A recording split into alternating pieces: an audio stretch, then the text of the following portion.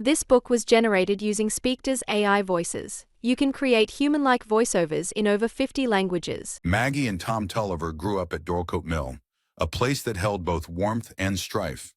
The old mill, standing proudly on the banks of the river Floss, echoed with the laughter and quarrels of generations past. The air was thick with the scent of flour and river water, a constant reminder of the life that flowed through the mill and the family that called it home. The creaking of the wooden floors and the distant rumble of the millstones formed a familiar symphony, punctuated by the occasional shout or giggle of the Tulliver children. Tom, with his sandy hair catching the sunlight, moved through the mill with the confidence of a young prince. His steady gaze and sure steps spoke of a boy who knew his place in the world. The warm glow of parental approval seemed to follow him like a faithful shadow.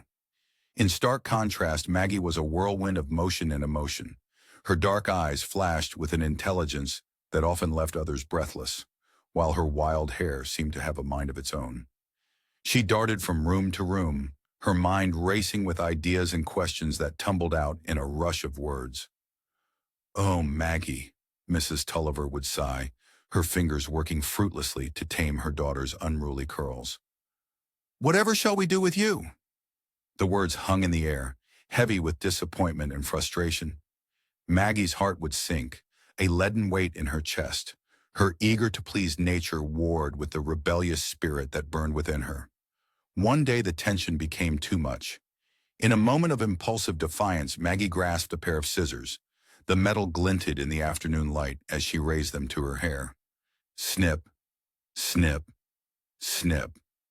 Dark curls fell like rain around her feet, a cascade of rebellion.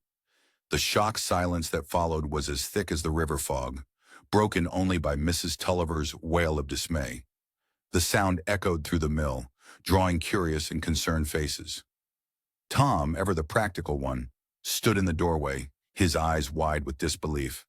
"You're always getting into scrapes, Maggie," he scolded, his voice a mixture of exasperation and grudging affection.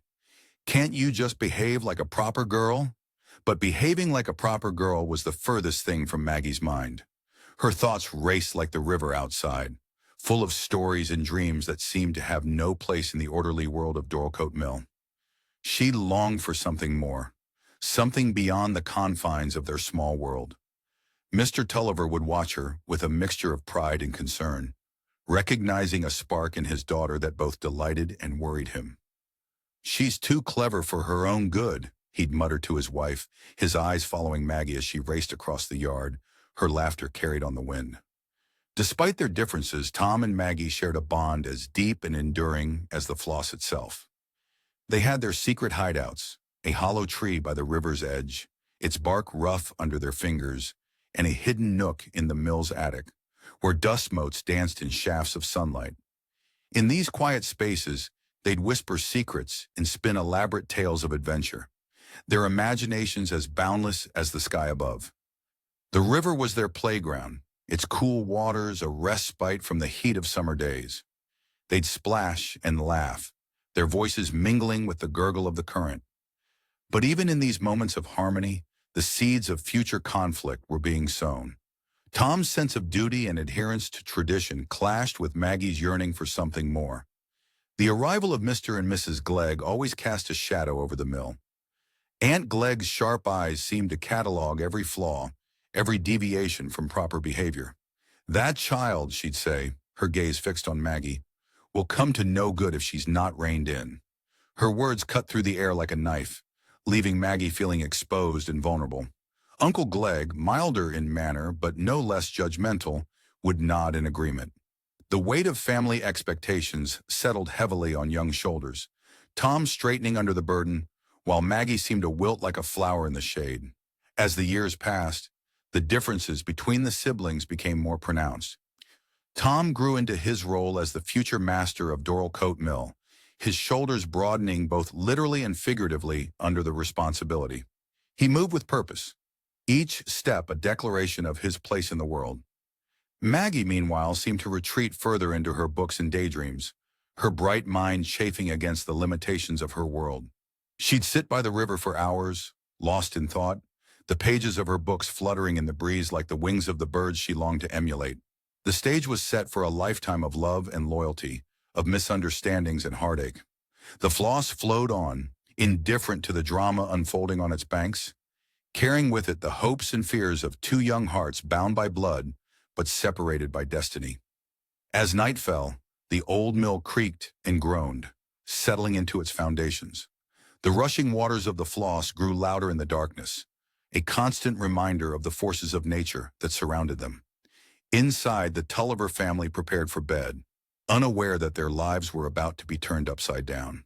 For in the shadows unseen and unheard, a storm was brewing, one that would test the very foundations of Dorlcote Mill and the bonds of family that held it together. The old mill stood resolute against the rushing waters of the Floss, its weathered wooden frame creaking with each gust of wind. Inside, the Tulliver family's life churned as relentlessly as the millstones grinding grain into flour. The air was thick with tension, mirroring the storm brewing both outside and within the family's hearts.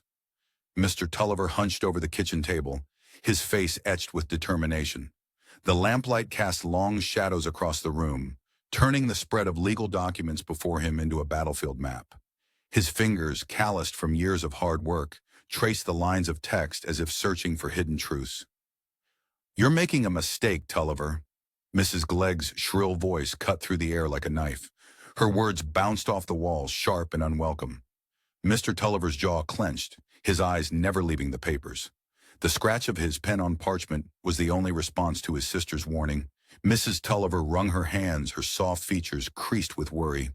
The scent of fresh-baked bread, usually a comfort, now seemed to mock the family's precarious situation. "Perhaps we should listen to your sister, dear," she ventured, her voice barely above a whisper. "This lawsuit, it could ruin us." But Mr. Tulliver was a man possessed, convinced of the righteousness of his cause. "I won't let that scoundrel Wakem steal what's rightfully ours," he growled, his fist clenching on the table.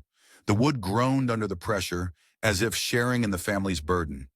As the lawsuit consumed their lives, young Tom was sent away to study with Reverend Stelling. The boy's departure left a palpable void in the house, his absence as noticeable as a missing tooth. Mr. Tulliver's hopes rested heavily on his son's shoulders, like a cloak too large for a child to bear. Meanwhile, Maggie remained at home, her bright mind left to wander untended, like a garden overgrown with weeds. She haunted the corners of the mill, her dark eyes drinking in the adults' worried whispers, understanding more than they realized. Days turned to weeks, and weeks to months. The Tullivers' resources dwindled like a stream in drought. Each legal fee another stone dropped in their shallow pool of savings. The clink of coins grew fainter with each passing day, a grim countdown to an uncertain future. Mr. Riley, a family friend with good intentions but poor judgment, introduced Mr. Tulliver to a new lawyer. The man's smooth words and confident demeanor were as deceptive as calm waters, hiding treacherous currents. Hope, fragile as spun glass, bloomed in Mr. Tulliver's chest. The day of the trial arrived, gray and foreboding. A chill wind whipped through the streets, tugging at clothes and hair, as if trying to hold the Tullivers back. The courtroom loomed before them, its grand facade a mockery of the justice they sought within. Mr. Tulliver stood tall, his confidence as brittle as autumn leaves. As the verdict was read, the world seemed to hold its breath. Then, like a thunderclap, the judgment fell. Mr. Tulliver's world crumbled like a sandcastle before the tide. The loss hit the family like a physical blow, leaving them winded and disoriented. Mr. Tulliver's pride, once as sturdy as the mill itself, lay in ruins. The community whispered and pointed, their judgments carried on the wind like seeds of discontent. Each pitying glance and hushed conversation was a thorn in the family's side, a constant reminder of their fall from grace. On a bitter morning, the bailiffs arrived at Dorlcote Mill. Their heavy boots echoed through the house like a funeral march as they took inventory. Each item noted felt like another nail in the coffin of the Tullivers' former life. Mrs. Tulliver wept silently, her tears falling unnoticed amidst the chaos, each drop a silent prayer for deliverance. Tom was called home from school, his education cut short like a thread snipped by cruel scissors. He returned to find his childhood home transformed into a battlefield of despair. The family huddled together in the kitchen, facing their new reality with a mixture of disbelief and dread. As night fell, shadows crept across the floor like grasping fingers. The loss of the lawsuit hung over them like a dark cloud, promising storms yet to come. They clung to each other, a family adrift in a sea of change, unaware of the challenges that lay ahead, ready to test their resilience and alter the very fabric of their lives. In the stillness of the night, as the last embers of the fire faded to ash, a cold realization settled over the Tulliver family. The world they had known, as familiar and comforting as the old mill itself, was slipping away like sand through an hourglass. As they huddled together in the darkness, a question hung unspoken in the air. How much further could they fall? The Tulliver family stood on the precipice of financial ruin. Bankruptcy loomed over them like a dark cloud, threatening to shatter the world they had known. The air in Dorlcote mill felt heavy, thick with the scent of despair and crushed dreams. The once cheerful chatter of workers and the rhythmic churning of the millstones had given way to an eerie silence, broken only by the occasional creak of settling wood and the mournful whisper of the river outside. Lawyer Wakem, a vulture in human form, swooped down upon the struggling family. His eyes glinted with predatory satisfaction as he outbid all others at the auction, claiming the mill as his own. The very walls seemed to shudder at the change in ownership, as if the building itself recognized the shift in fortunes. With a smile that never reached his cold eyes, Wakem extended an offer to Mr. Tulliver. Stay on as manager of the mill. The words hung in the air like a noose, both a lifeline and a trap. Mr. Tulliver's weathered hands, once proud symbols of his ownership, now trembled slightly as he considered the offer. The choice before him was as bitter as wormwood: accept and swallow his pride, or leave behind the only home his family had ever known. With a heavy sigh that seemed to come from the very depths of his soul, Mr. Tulliver nodded his acceptance. Each nod felt like a hammer blow to his dignity, but the thought of uprooting his family was too painful to bear. As he shook Wakem's hand, sealing the deal, he could almost feel the resentment taking root in his heart, a poisonous seed that would grow with each passing day. The ripples of their misfortune spread far and wide, touching every member of the family. Tom, once a bright-eyed boy full of dreams, now found himself thrust into the harsh world of commerce. Instead of the promised education that would open doors to a brighter future, he now faced endless rows of numbers in his Uncle Deane's warehouse. The ledgers and inventory lists before him seemed to mock his former ambitions, each entry a reminder of what could have been.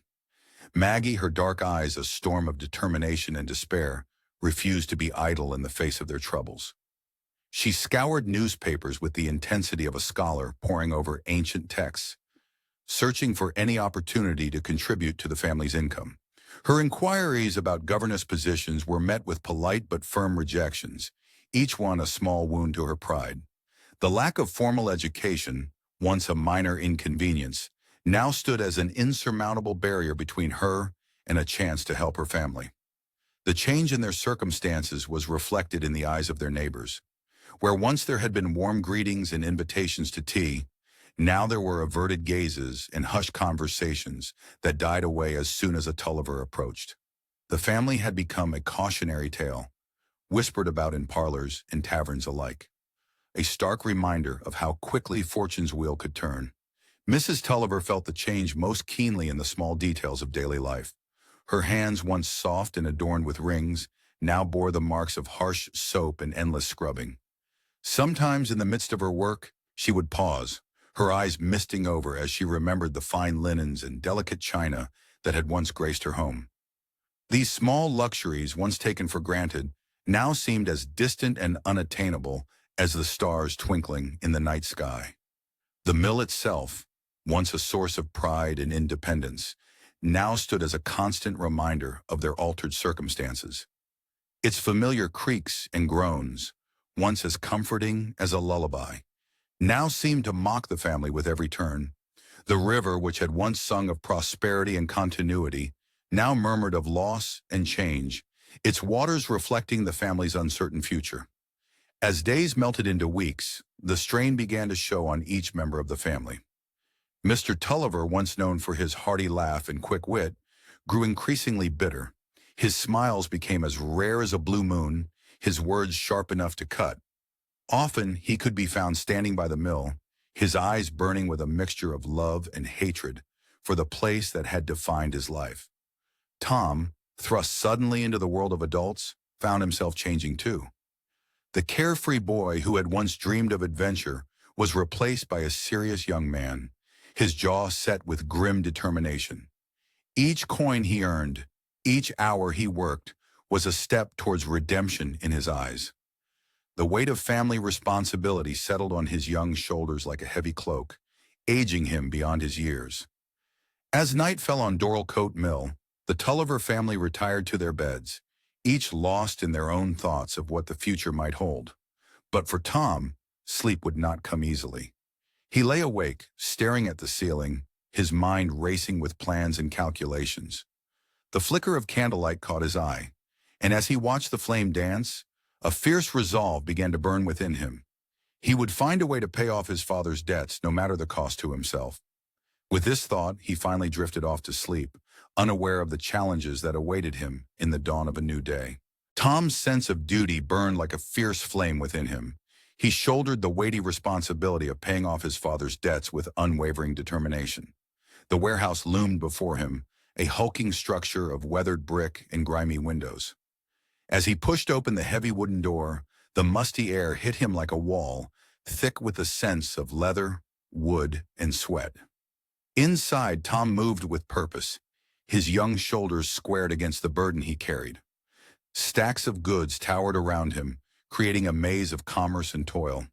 His nimble fingers, once more suited to boyish adventures, now deftly sorted through ledgers and inventory. The constant hum of activity, the scrape of crates, the murmur of workers, the scratch of pen on paper, became the soundtrack to his new life. His uncle, a stern man with eyes that missed nothing, watched Tom's progress with growing approval. "The boy's got a head for business," he muttered to himself, nodding as Tom expertly navigated a complex transaction. Days blurred into weeks, each one marked by small victories. A promotion here, a bonus there, stepping stones on the path to his goal. But with each coin earned and saved, a piece of Tom's youth seemed to crumble away. The carefree boy who once ran wild through sun-dappled fields was fading, replaced by a serious young man with furrowed brow and calculating gaze. Miles away in the quiet of the family home, Maggie Tulliver felt the walls closing in. The once vibrant girl with untamed curls and a quick laugh now moved like a ghost through familiar rooms. Her bright mind, starved for stimulation, ached for companionship that could match the depths of her thoughts. It was in this state of desperate loneliness that fate intervened.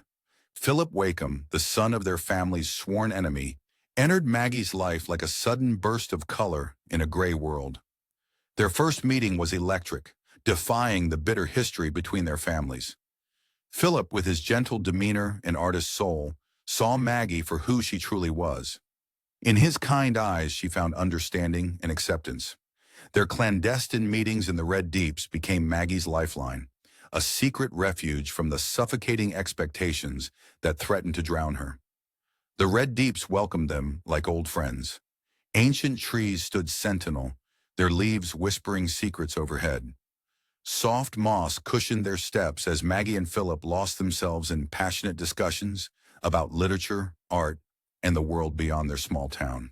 "Have you read Byron's latest?" Philip would ask, his eyes alight with excitement. Maggie would lean in, drinking in every word as he painted vivid pictures of far-off places and grand ideas. Their friendship blossomed like a rare and delicate flower, beautiful yet fragile. In Philip, Maggie found the intellectual equal she had always craved. For Philip, Maggie's vibrant spirit and kind heart brought warmth to his often shadowed life. But even as their bond grew stronger, the weight of their family's feud hung over them like a storm cloud. Each meeting was tinged with the thrill of secrecy and the gnawing fear of discovery. Maggie's heart would race, not just with the excitement of their conversations, but with the constant worry of being found out. The day of reckoning arrived with the force of a thunderclap. Tom, his face a mask of fury and betrayal, confronted Maggie in the very place that had been her sanctuary. "How could you, Maggie?" Tom's voice cracked, raw with anger and hurt. "A Wakem? Have you forgotten what they've done to our family?" Maggie, her eyes brimming with tears, tried to explain. "It's not what you think, Tom. Philip is kind. He understands me." But her words fell on deaf ears. Tom, now fully embracing his role as the man of the family, delivered his verdict with cold finality. "It ends now, Maggie. You will never see him again." The rift between the siblings, once a small crack, now yawned wide like a chasm.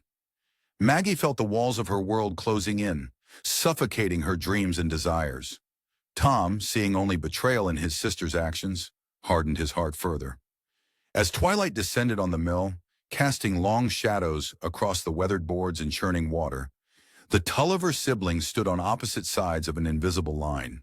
The bond of childhood, once unbreakable, now strained under the weight of duty, expectation, and misunderstanding.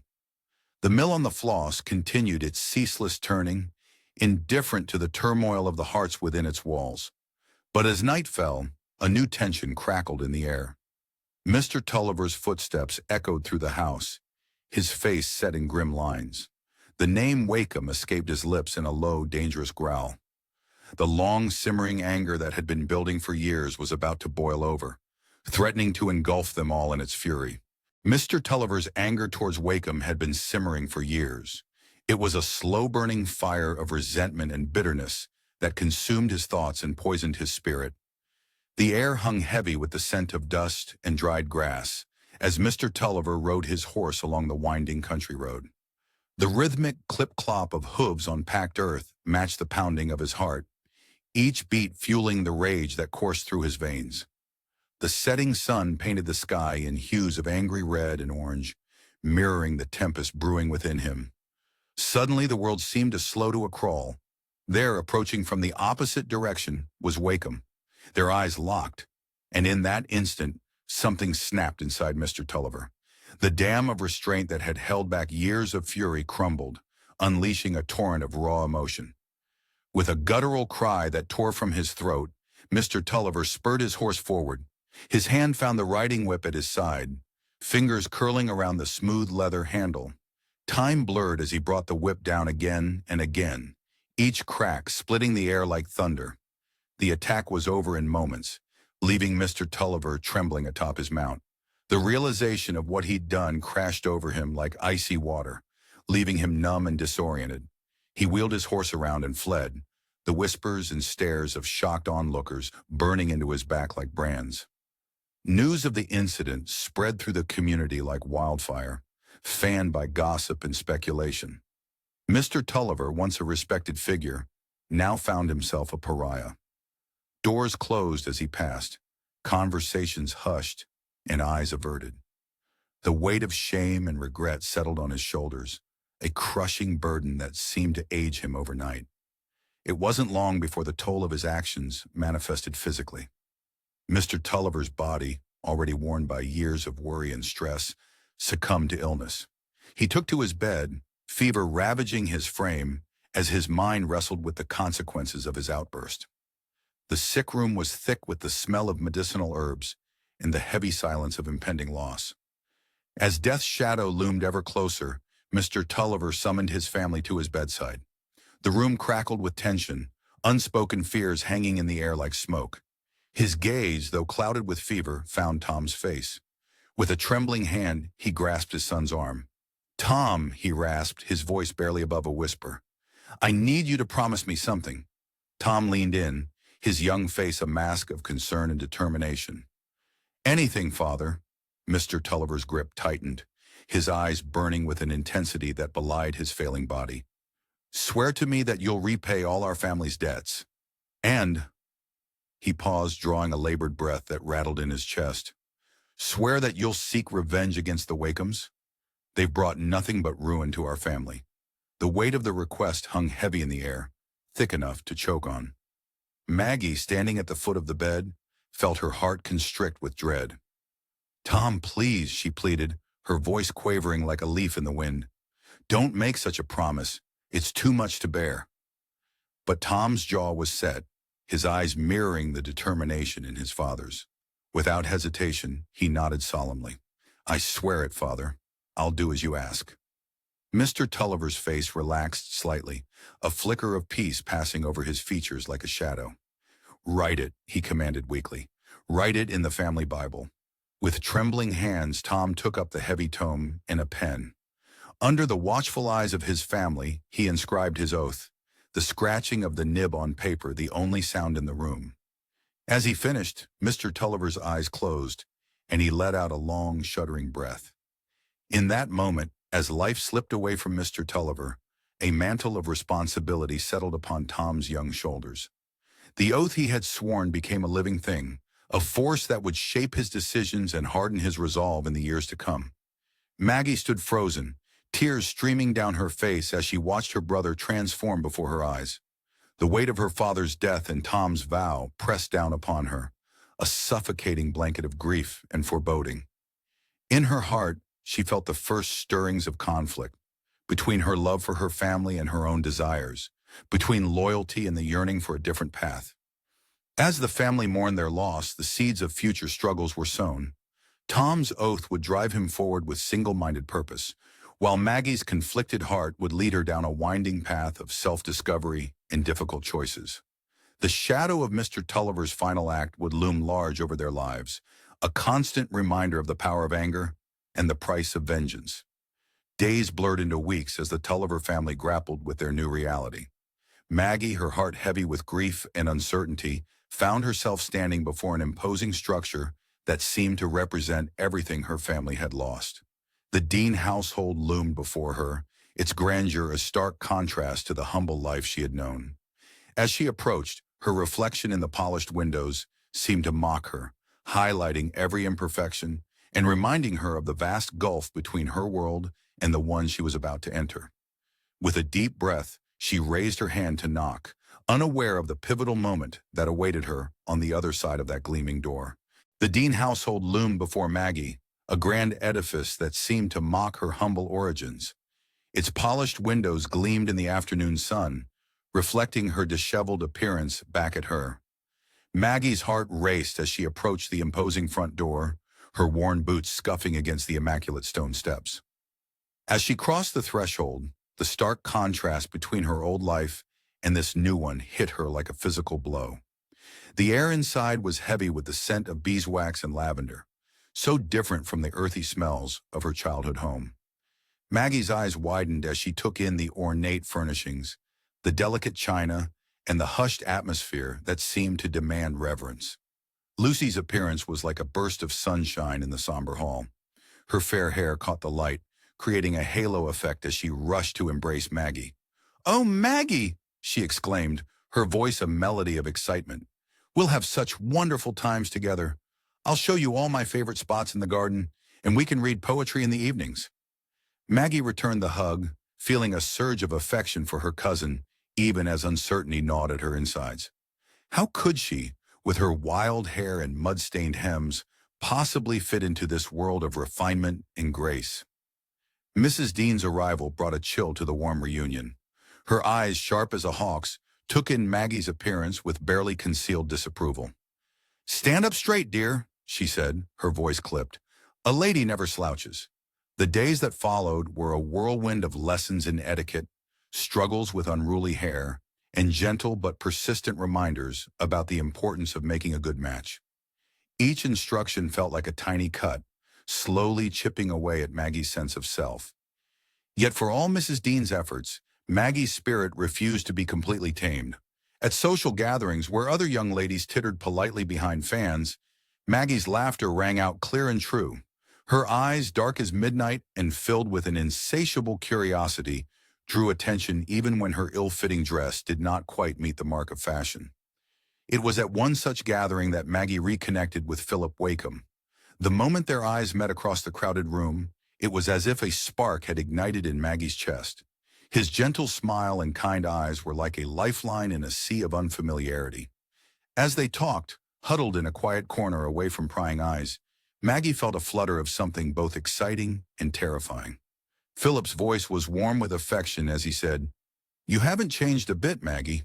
Still the same girl who could recite Shakespeare at the drop of a hat." Maggie blushed, feeling both flattered and exposed. "Oh, but I have changed, Philip," she replied, her voice barely above a whisper. "Sometimes I hardly recognize myself anymore." As the weeks turned into months, Maggie found herself caught between two worlds. The allure of Lucy's social circle, with its parties and gossip and carefully orchestrated courtships, tugged at her in one direction. But the siren call of books, of knowledge, of a life beyond the confines of societal expectations, pulled her in another. Late at night, when the house was quiet save for the gentle ticking of the grandfather clock in the hall, Maggie would sit by her window. A borrowed book lay open on her lap, its pages illuminated by the moonlight that spilled across them like liquid silver. The words spoke of far-off lands and revolutionary ideas, igniting a fire in Maggie's heart that burned with longing. "There must be more than this," she whispered to the stars, her fingers tracing the lines of text. "Surely a woman's life can be more than parties and marriages and keeping a tidy home." But with each dawn came another day of lessons in etiquette, another struggle to tame her unruly hair, another gentle reminder from Mrs. Deane about the importance of making a good match. And Maggie, caught between the girl she had been and the woman society expected her to become, could only hope that somewhere in the midst of it all, she would find her true self. As she navigated this genteel world, Maggie grappled with her own desires for education and independence, which often conflicted with the expectations placed upon her as a young woman in Victorian society. Each day brought new challenges, new discoveries, and new questions about who she was and who she wanted to be. The path ahead was uncertain, but Maggie was determined to find her way, even if it meant forging a trail where none had existed before. Little did she know that her world was about to be shaken once again. As she lay in bed one night, her mind swirling with thoughts of her place in this new life, a commotion outside caught her attention. Peering out the window, she saw a carriage pull up to the house next door, its arrival sending ripples of excitement through the quiet street. A tall, handsome figure stepped out, his presence commanding attention, even in the dim lamplight. Maggie's breath caught in her throat as she realized this must be the much-talked-about Stephen Guest, whose arrival in St. Augs was about to change everything. Stephen Guest's arrival in St. Augs sent ripples through the local society. He was the epitome of charm and wealth, a young man whose presence promised to shake up the quiet town. The news spread like wildfire, carried on whispers and excited glances. Ladies hurried to refresh their wardrobes, while gentlemen straightened their cravats with newfound vigor. The very air seemed charged with possibility, as if Stephen's arrival had breathed new life into the sleepy streets of St. Augs. Lucy Deane, Maggie's cousin, found herself particularly affected by the newcomer. Her heart fluttered like a caged bird whenever Stephen was near, her cheeks blooming with a rosy hue that no amount of powder could conceal. She laughed a little too loudly at his jokes, her eyes sparkling with admiration as she hung on his every word. Stephen, for his part, seemed to bask in Lucy's attention. He offered his arm with practiced ease, leaning in close to share private jokes that sent Lucy into fits of giggles. To the casual observer, they appeared the perfect match, two beautiful young people on the cusp of a grand romance. But fate had other plans. It was at a garden party, the air heavy with the scent of roses and the gentle hum of polite conversation, that everything changed. Stephen's gaze, which had been lazily drifting over the assembled guests, suddenly sharpened with interest. There, standing apart from the crowd, was a young woman unlike any he had ever seen. Maggie Tulliver stood tall and proud, her dark hair a wild cascade down her back, defying the carefully coiffed styles of the other ladies. Her eyes, deep and intelligent, seemed to challenge the very air around her. She was beautiful, yes, but in a way that defied convention, a storm contained in human form. Drawn as if by an invisible thread, Stephen made his way to her side. "Miss Tulliver, I presume?" he said, his voice betraying a hint of breathlessness. Maggie turned, her gaze meeting his with a directness that both thrilled and unsettled him. "Mr. Guest," she replied, her voice low and rich. "I've heard much about you." From that moment, the carefully balanced social world of St. Augs began to tilt on its axis.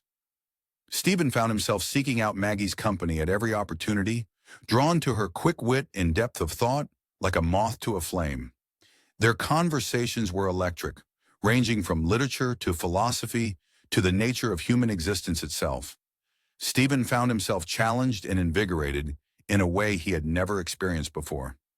Maggie's mind was a labyrinth he longed to explore, her thoughts a melody he yearned to hear. For Maggie, Stephen's attention was both exhilarating and troubling. She reveled in their intellectual exchanges, feeling truly seen and understood for perhaps the first time in her life. But always at the back of her mind was the image of Lucy's adoring face.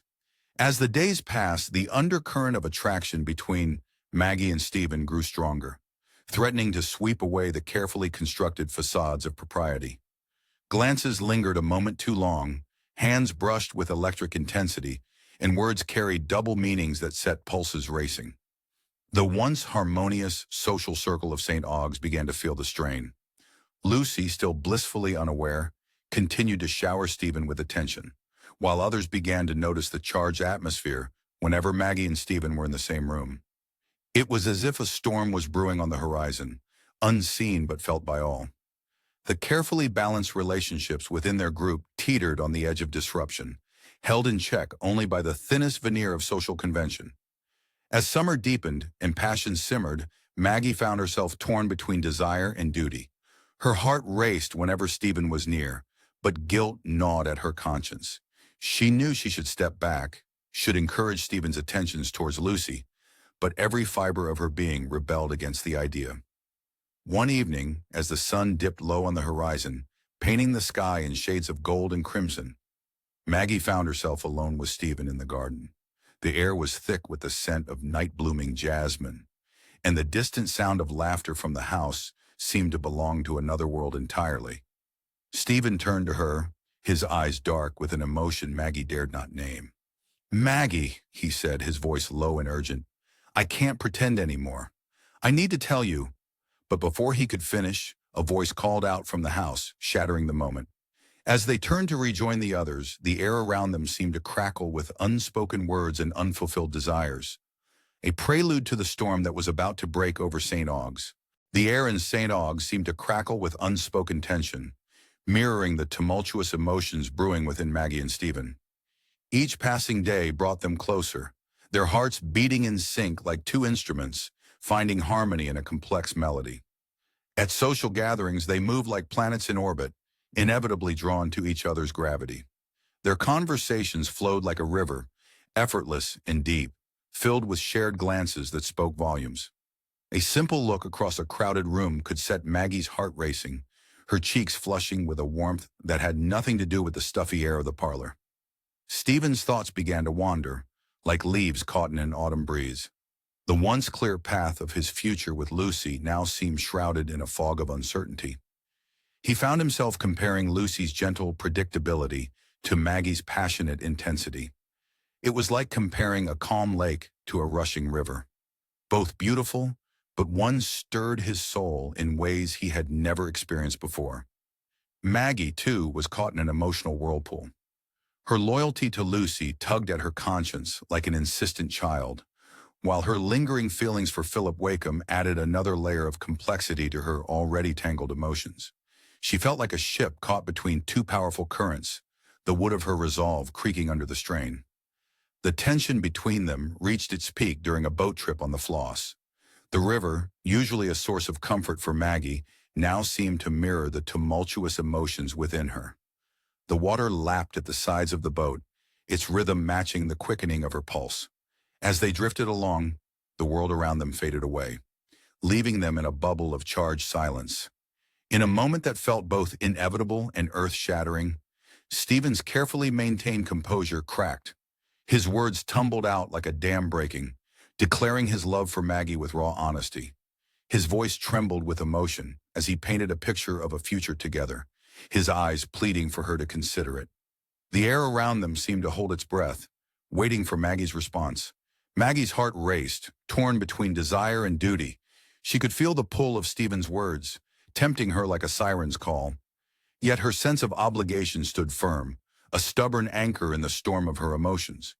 She resisted his advances, her voice barely above a whisper as she struggled to form coherent thoughts. The conflict within her was visible in the trembling of her hands, the rapid rise and fall of her chest. Their stolen moments became more frequent, each interaction charged with unspoken longing.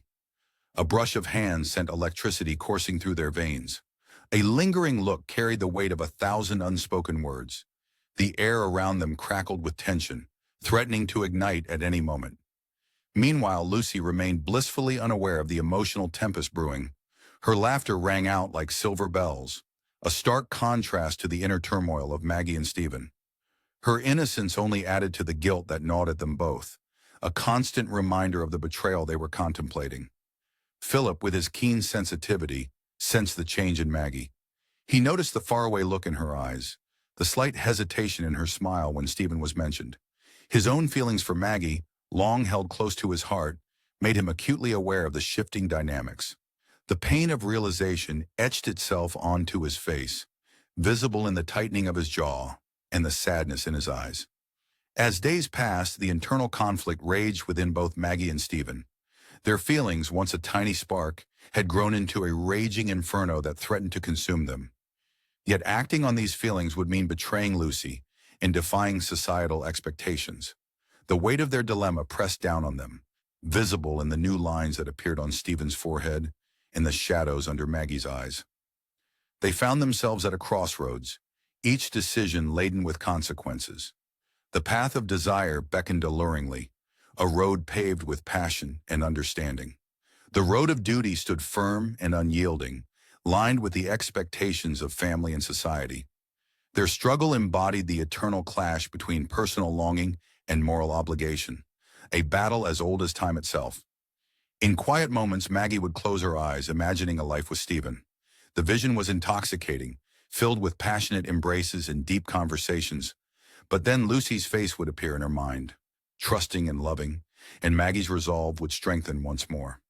The war within her heart raged on, each side gaining and losing ground with every passing moment. As the sun began to set, casting long shadows across the river, Maggie and Stephen found themselves alone once more. The air was thick with unspoken words and suppressed desires. Their eyes met, and in that moment, something shifted. The carefully constructed walls of propriety and duty began to crumble. Stephen reached out, his hand trembling slightly as he cupped Maggie's face. Their lips drew closer, the world around them fading away. Would they finally give in to their feelings? Consequences be damned. Stephen and Maggie could no longer resist the pull of their emotions.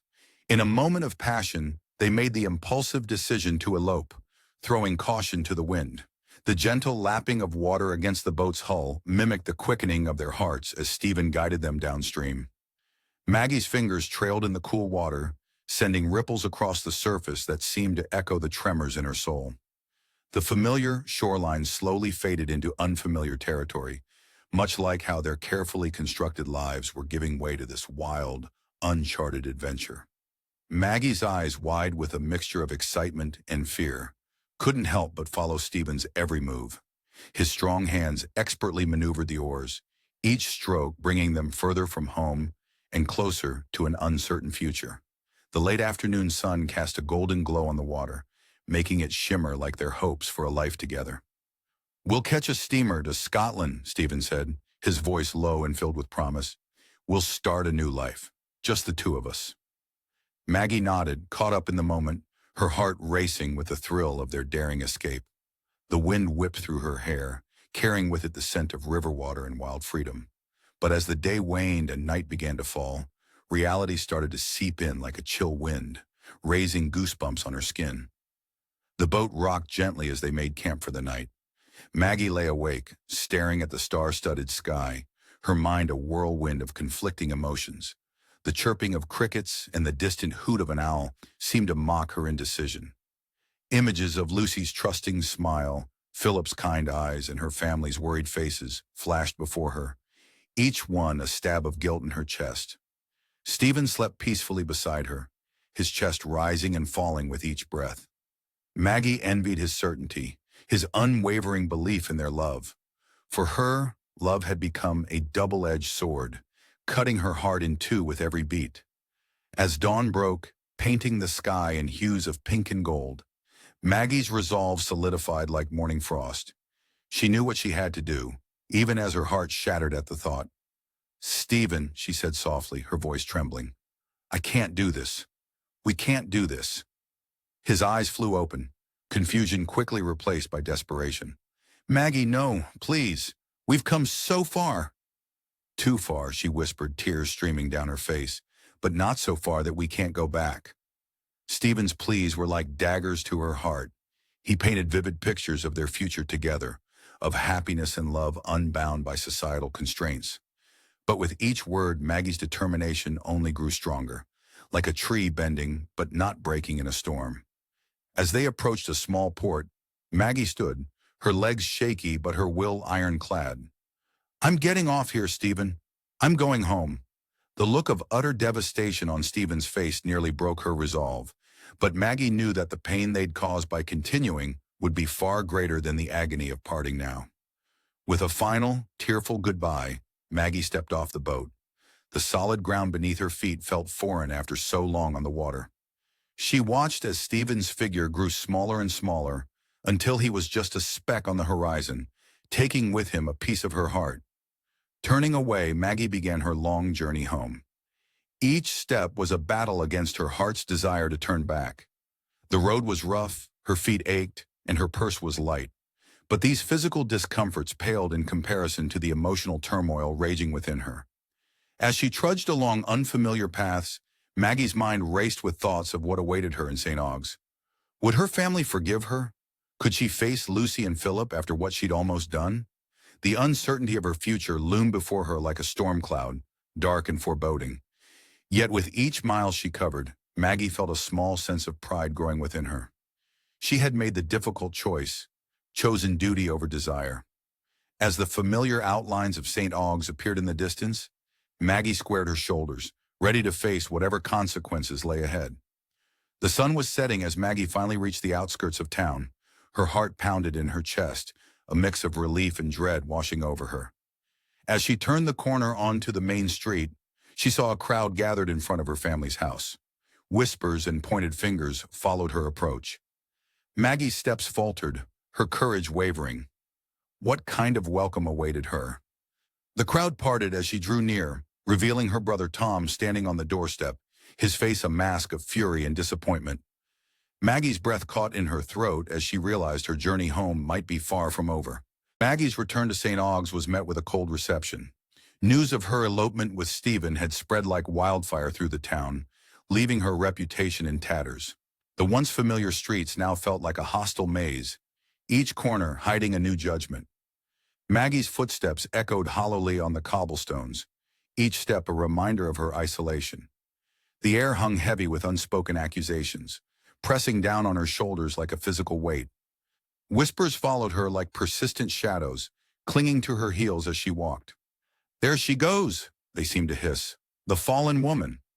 Faces that had once greeted her with warm smiles now twisted into masks of disgust and disapproval. Former friends turned away as she approached, their backs becoming walls of rejection. The town square, usually a bustling hub of life and laughter, fell into an eerie hush as Maggie passed through. The cheerful chatter of market day died on people's lips, replaced by a suffocating silence. Stallholders who had once called out their wares to her now averted their eyes, as if her very presence might taint their goods. Maggie's heart raced as she approached her aunt's house, hope and dread warring within her. But as Mrs. Glegg's maid delivered the crushing message, her own family refused to see her. That fragile hope shattered. The sound of the closing door echoed in Maggie's ears, a final, devastating rejection. With nowhere else to turn, her feet carried her to Bob Jakin's modest home. The kind-hearted man and his wife welcomed her with open arms, their small gesture of kindness a stark contrast to the town's cruelty. Their tiny, cluttered rooms felt like a haven, the warm glow of their hearth a shield against the cold winds of judgment that howled outside. Days blurred into weeks, each one a struggle against the tide of social rejection. Maggie's position as a teacher, once a source of pride and independence, was stripped away without ceremony. She found herself adrift, her future as murky as the river that flowed past the town. Nights were long and merciless. Maggie tossed and turned on her borrowed bed, memories and regrets swirling in her mind like autumn leaves caught in a whirlwind. During the day, she moved through the Jackin's house like a ghost, helping with chores, but feeling more like an intruder than a guest. The weight of her choices pressed down on her, making even the simplest tasks feel monumental. She'd catch glimpses of her reflection in windows or polished pots, barely recognizing the pale, hollow-eyed woman staring back at her. Yet in the depths of this desolation, two unexpected lights flickered to life. A letter arrived from Philip Wakem, its pages filled with understanding and forgiveness. His words were like a lifeline thrown to a drowning woman, reminding Maggie that not all was lost. Philip's compassion pierced through the fog of her despair, offering a glimmer of hope that someone could see beyond society's harsh judgments. Even more surprising was Lucy Deane's visit. Maggie's breath caught in her throat as she saw her cousin, the very person she had hurt most deeply, standing on the Jackin's doorstep. But instead of anger or accusation, Lucy's eyes held only compassion. "Oh, Maggie," Lucy whispered, pulling her into a tight embrace. The simple act of human touch, after weeks of isolation, nearly broke Maggie. She clung to Lucy, tears streaming down her face. Lucy's forgiveness was like a balm to Maggie's wounded spirit. As they talked, sharing tea in the Jackin's small parlor, Maggie felt a tiny spark of hope ignite in her chest. It was fragile, easily extinguished by the cold winds of public opinion that still howled outside. But it was there, a flickering flame that whispered of the possibility of redemption.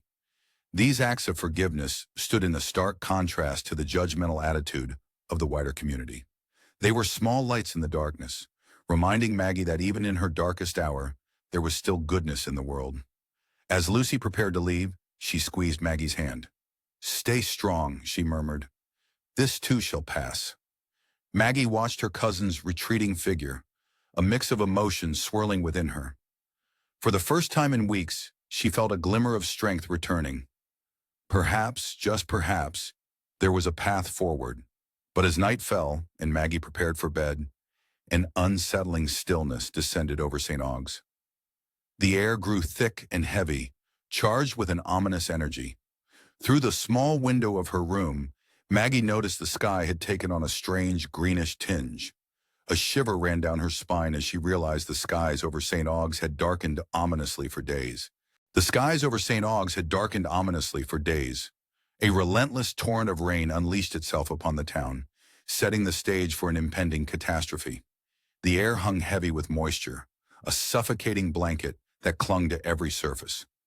Raindrops pelted the cobblestone streets, their rhythmic patter growing to a deafening roar.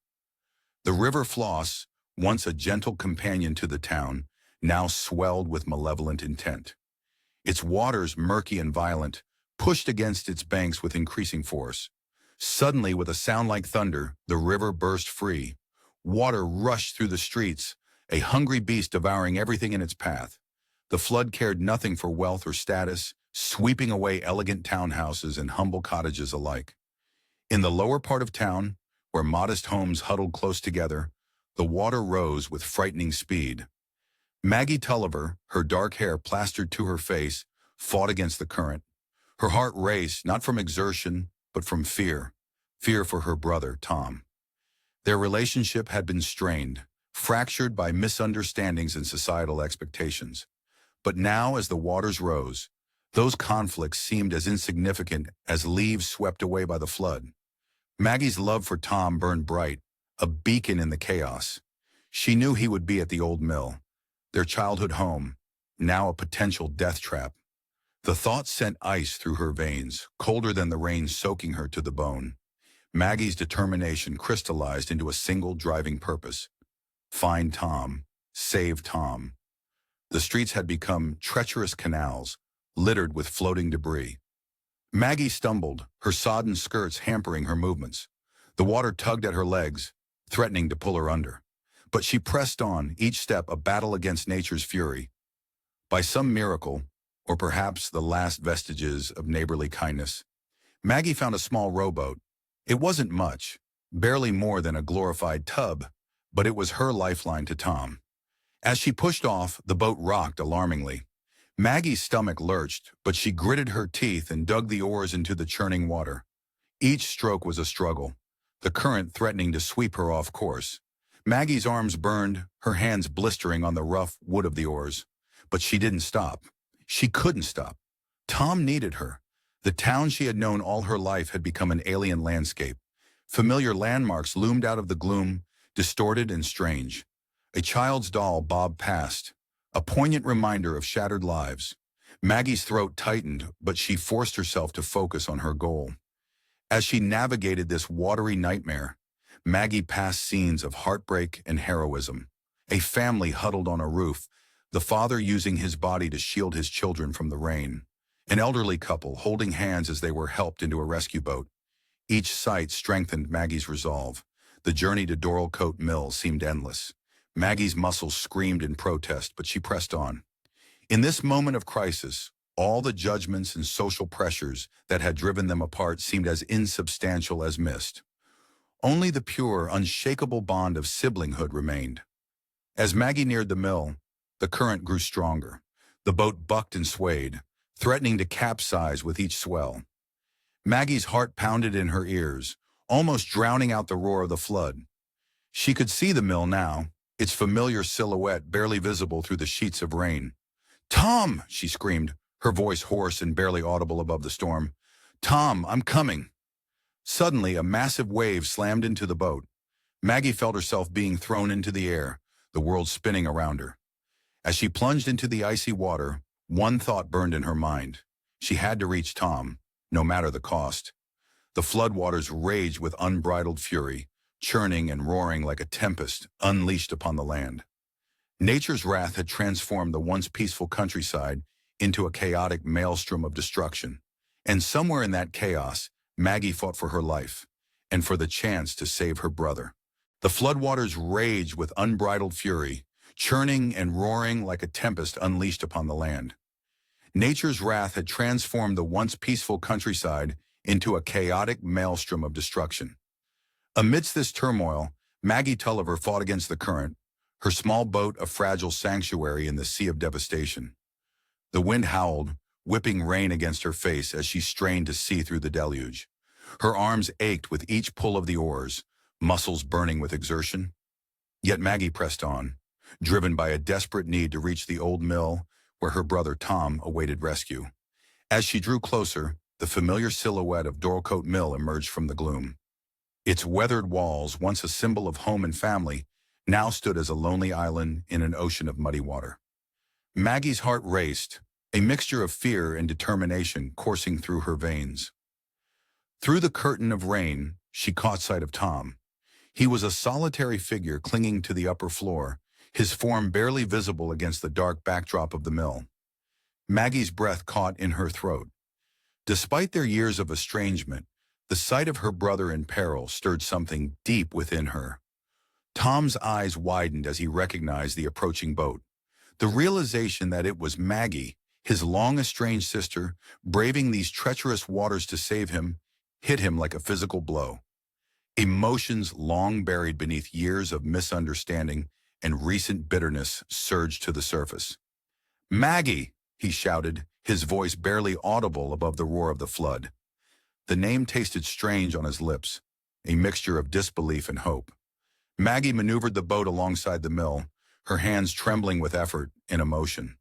Tom reached out, grasping her outstretched hand. The touch was electric, bridging the chasm that had grown between them. With a grunt of effort, Maggie helped Tom into the small craft, which rocked precariously under their combined weight. For a moment they simply stared at each other, the years of hurt and misunderstanding melting away like ice in spring. Tom's face, usually so stern and judgmental, softened with a mixture of gratitude and shame. The lines around his eyes, etched by years of disapproval, seemed to fade in the face of Maggie's selfless act. "You came for me," he said, his voice thick with emotion. The words hung between them, heavy with unspoken apologies and regrets. Maggie nodded, tears mingling with the rain on her cheeks. "Of course I did. You're my brother." The simplicity of her statement belied the complexity of their relationship. the years of tension and misunderstanding that had led to this moment. In that instant, something shifted between them. Tom reached out, pulling Maggie into a fierce embrace. The warmth of their reconciliation contrasted sharply with the cold, unforgiving waters surrounding them. Maggie could feel Tom's heart pounding against her chest, matching the frantic rhythm of her own.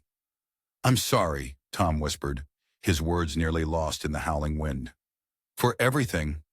The weight of years of judgment and criticism seemed to lift from his shoulders with those simple words. Maggie tightened her arms around him, savoring this long-awaited moment of forgiveness and understanding. But their reunion was cut short by the urgent need to navigate to safety. The floodwaters, like a living entity, seemed determined to thwart their escape. Together, they turned their attention to the treacherous journey ahead. Debris from shattered homes and uprooted trees battered their small vessel, each impact a reminder of their fragile mortality. The sound of splintering wood and the crash of water against the boat's hull created a cacophony of danger. Maggie's arms ached as she fought against the current, her determination matching the flood's relentless force. Tom, too, lent his strength, the siblings working in harmony as they hadn't since childhood. Their movements synchronized, a dance of survival against the elements. For a fleeting moment, hope blossomed. They were making progress, inch by hard-won inch. The shoreline, though distant, seemed to beckon with the promise of safety. But fate, it seemed, had other plans. A massive tree trunk, torn from its roots by the flood's fury, bore down upon them with terrifying speed. Time seemed to slow as Maggie and Tom realized the inevitability of impact. Their eyes met, a lifetime of shared experiences passing between them in that final instant. The collision was violent and absolute. Their small boat, which had carried such hope, splintered like kindling. The crack of breaking wood was deafening, drowning out even the roar of the flood for a moment. Maggie and Tom were thrown into the churning waters, the shock of the cold stealing their breath away. Instinctively, they reached for each other, hands clasping in a grip born of desperation and love. The current pulled at them, threatening to tear them apart, but they held fast. Maggie's lungs burned as she fought to keep her head above water, her sodden clothes dragging her down. As the waters closed over their heads, a strange calm descended. In the murky depths, with the roar of the flood muffled, Maggie and Tom clung to each other. The world above seemed distant, unreal. In this watery embrace, there was only the two of them, bound by blood and a love that transcended their differences.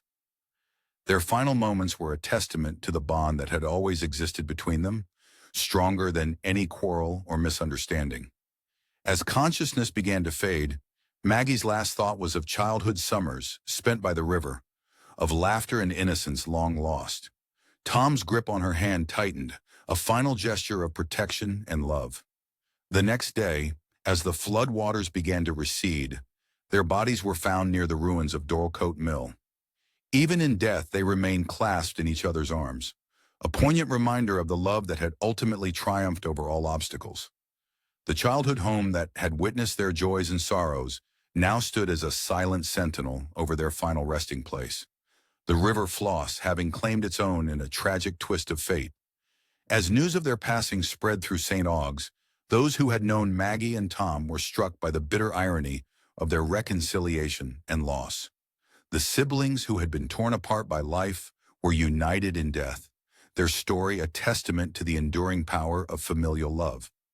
In the years that followed, the tale of Maggie and Tom Tulliver became a local legend, a story of redemption and sacrifice whispered around fireplaces and passed down through generations. The River Floss, once a source of life and livelihood for the community, had exacted a terrible price. Yet in doing so, it had also washed away the sins and misunderstandings of the past, leaving behind a legacy of love that would endure long after the waters had subsided. This book was generated using Speakter's AI voices. You can create human-like voiceovers in over 50 languages.